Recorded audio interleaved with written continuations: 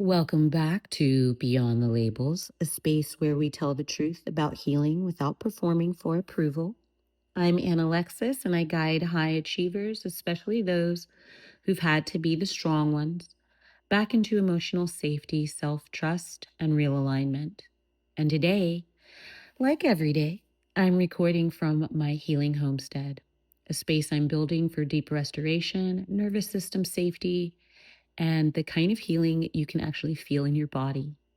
It's also where I host healing retreats for women who are ready to step out of survival mode and come home to themselves.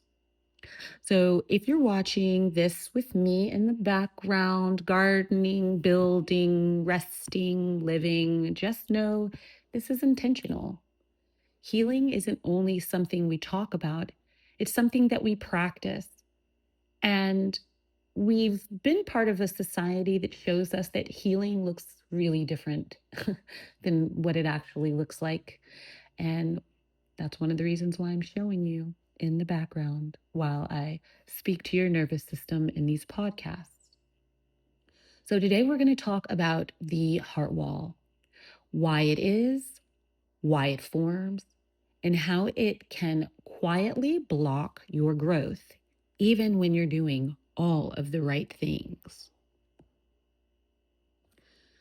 So, have you ever felt like you're doing the work? I hear all the time from my clients, one of the first questions I'll ask as we're getting to know each other is, what have you been doing about these problems that you say you have? What have you tried? Right? Because we want to figure out what's going to work, what's not going to work, what resonates, what doesn't. And one of the most common answers I get is, ugh, everything. I've tried everything. And so this podcast is for you. So if you've ever felt like you're doing the work, you're reading, you're reflecting, you're praying, you're showing up, you're trying, but love still feels hard, receiving still feels uncomfortable, joy still feels like it has a ceiling, like something in you wants connection, but another part of you stays guarded, that's often not a mindset problem. That's protection. And for a lot of people, that protection has a name. It's called the heart wall. Yes, that was my attempt at a drum roll. So, what is a heart wall? Well, we'll try to make it as simple as we can. So, a heart wall is an energetic and emotional barrier that forms around the heart after pain, betrayal, grief, abandonment, or chronic stress. Okay, it's not bad, quote unquote, right? It's not weakness. It's not being dramatic. It's your system saying that hurts too much. I'm not going to do that again. I'm out. That's what it says. It says, peace, I'm out. So the heart wall can show up as feeling emotionally numb, even when you want to feel, being fine but not fulfilled, attracting emotionally unavailable people. Oh, I know that hits. I know that hits some of you. I know that hits me. Definitely have done plenty of that in my life. Um, Struggling to trust even when someone is safe, overthinking intimacy. I see that a lot in people that I work with. Constantly questioning and judging and wondering. And it can also manifest as staying in control because vulnerability feels dangerous, right? Or, and this one is my favorite, being highly capable, but secretly lonely. I think that that's probably one of the larger ones on this list for you out there listening. So if you are a high achiever, the heart wall can look like, I'm good, I'm fine, everything's great. No problems. I got it all under control. But what's really happened is that you've learned how to function with your shit, right? Let's just be real. That's what's happening. So we've created a baseline that is designed behind a heart wall, or a heart wall's on top of that baseline, right? That baseline of trauma. And then we just get used to it. We just push through, right? All right. So it's time for a homestead metaphor, which you know I love. Um, and you can see why. Let me put it into that language because, and I use this language every time because part of what I do on this healing homestead is reprogram my mind using nature as a conduit for that. So when I'm planting seeds, I'm programming them all for the different types of abundance I want to grow in my life. When I'm building a bridge, I'm building a bridge to a side of myself that's more compassionate and empathetic. When I erect a fence, which we're going to talk about today, fences, I'm thinking about all the things that I want to block out, but I'm also always thinking about all the things that I'm looking to protect and anchoring myself in those spaces. So the homestead metaphors are really beneficial because when you can get into a habit of programming your daily life into an intentional framework, you get so much out of the time that you spend doing things that are more like everyday things. Like as you wash the dishes, you are removing the stress of the day with every little particle that you take off of a dish, right? As you are loading your dishwasher, you are loading those dishes with the intention of creating more time and space for you to center yourself and ground. Okay, I digress. So, a fence that becomes a prison. So, a fence is a beautiful thing when it's protecting what matters. It keeps predators out, it creates safety, it holds boundaries. But if you build a fence so high that sunlight can't get in, if you lock the gate and forget you have the key, that fence stops being protection and it becomes isolation. That's what a heart wall can become. It starts as protection, but over time, it can block love, joy, creativity, pleasure, support, spiritual connection, and the ability to receive. Not because you're broken, but because you've adapted, right? So your heart wall is intelligence. Here's the reframe. Your heart wall is not the enemy. It's evidence that you survived. It's your body and spirit doing what they had to do to keep you going. So the goal isn't to rip it down. The goal is to soften it safely, to let your heart breathe again without flooding your nervous system with fucking panic. Right? Because when people start to pick at our heart walls, when we feel them coming, when we feel people trying to get close, trying to create intimacy, when we feel ourselves trying to connect, right? All of that is very triggering. So let's talk a little bit about how these heart walls form. They often form after a heartbreak or a betrayal. So anything from a breakup to a divorce, um, to maybe like a relationship that you didn't even have, that you had in your mind, right? Those are always fun. So, heart walls often can form after being punished or for having needs. Like if you ask someone for help and then they're like, can't you help yourself? Blah. Like it's so hard to be vulnerable and to put yourself out there and to ask for help in the first place. So then when somebody hits you with like a fuck off or a, you know, aren't you strong enough to deal with it yourself? That's horrifying and that scars us and makes us put up a wall and say, well, I'm never asking you for shit again. Um, Emotional neglect is a way that heart walls form.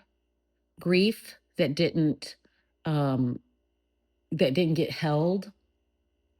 Uh, Chronic over responsibility, right? Just constantly people just dropping stuff in your lap and you've got to deal with it and you can't complain about it.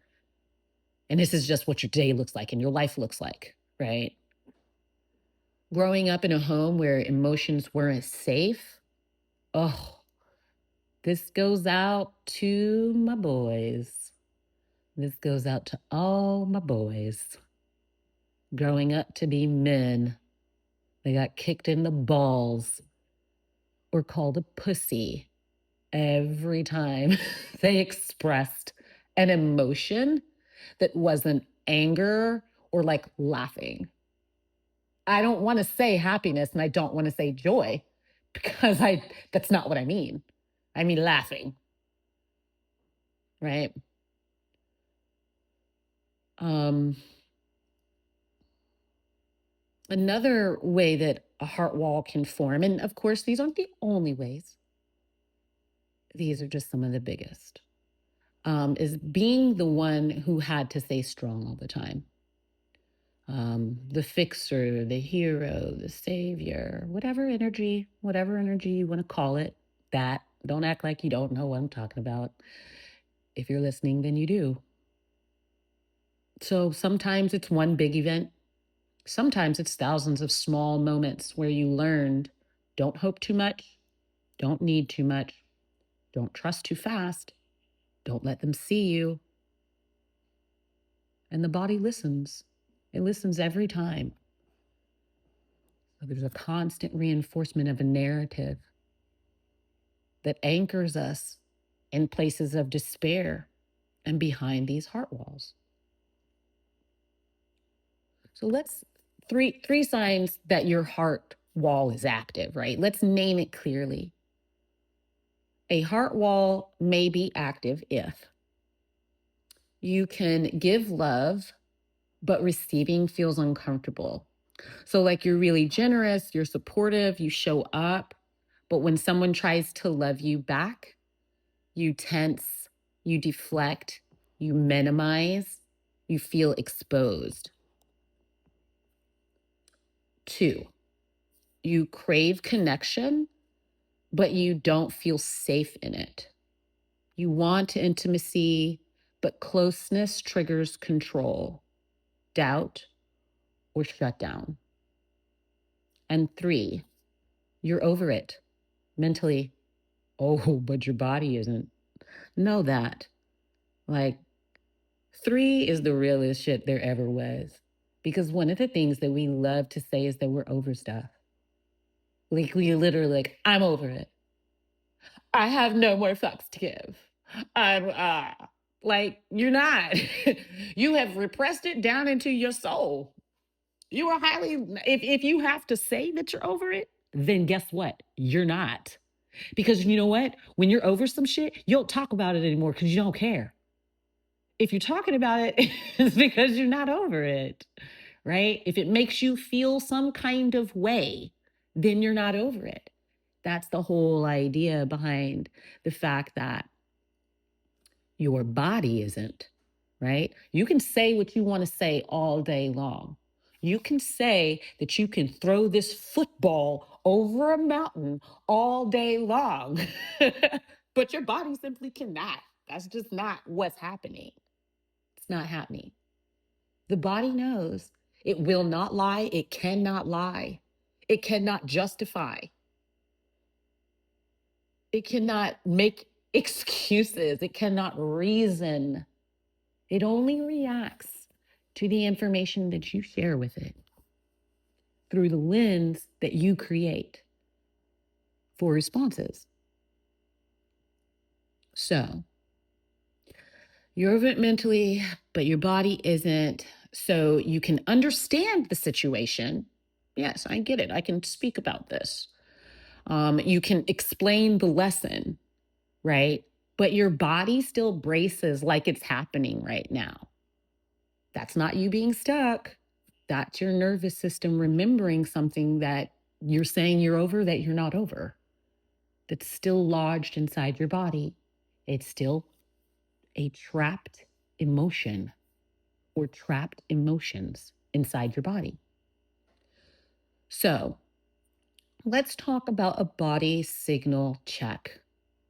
Where do you feel it? Pause and check your body. When you think about being fully seen, fully loved, fully supported, do you feel tightness in your chest, a lump in your throat, shallow breath, tension in your jaw, a need to change the subject, a sudden urge to be productive? That's informative. It's not a problem. It's information. Ooh, I love that. A sudden urge to be productive, right? For my high achievers, I promise you that hits. I know that it does. I know that it does. I'm too busy for these feelings. Excuse me, I've got shit to do, right? So we just want to check in. And once we check in and make these notes, collect this metadata about our bodies, we can instill this 60-second practice that helps us soften without flooding. I want you to try this with me. You're going to inhale slowly.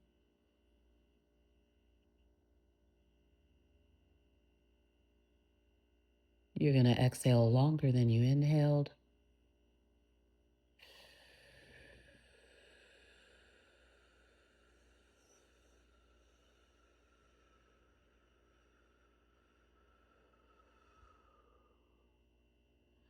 Whenever we want to exhale, we want to exhale all of the air.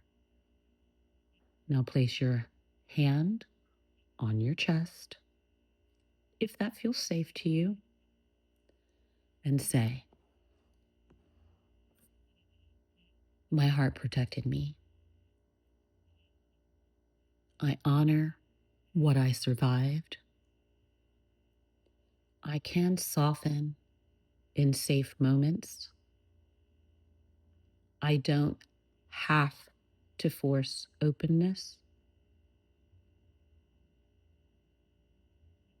Now ask your heart one gentle question.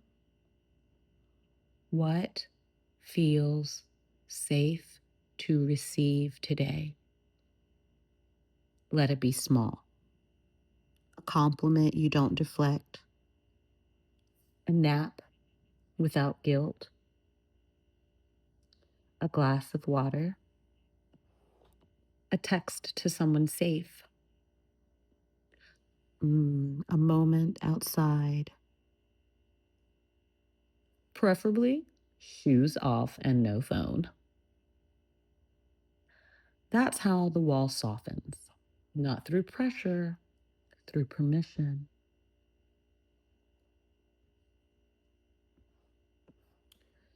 So here are some real life examples of what softening looks like once it starts to happen. It can look like letting someone help you without explaining why you should need help. It can look like saying thank you and letting it land.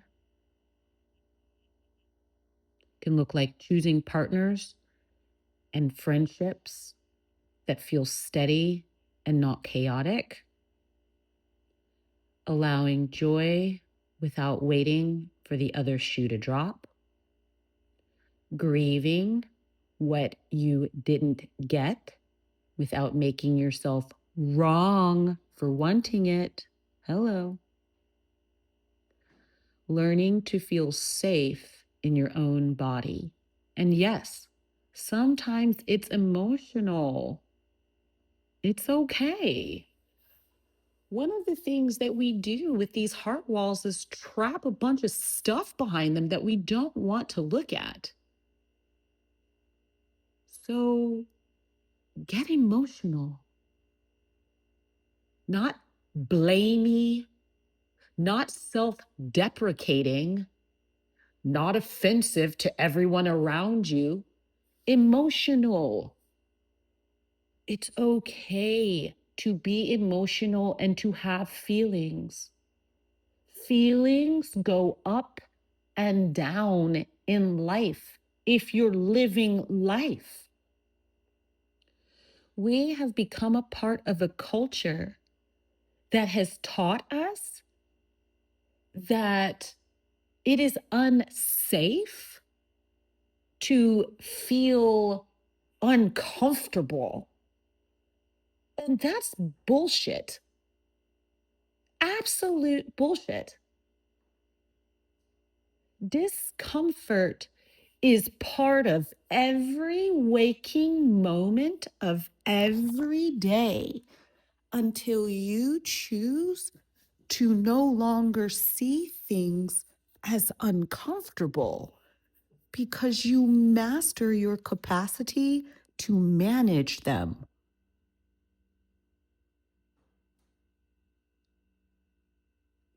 Sometimes softening looks like quiet time. But you know what? It's always sacred. And so we want to make sure that we treat it that way. So, if this touched you, if it touched something real inside of you and resonated, I want you to know you're not cold.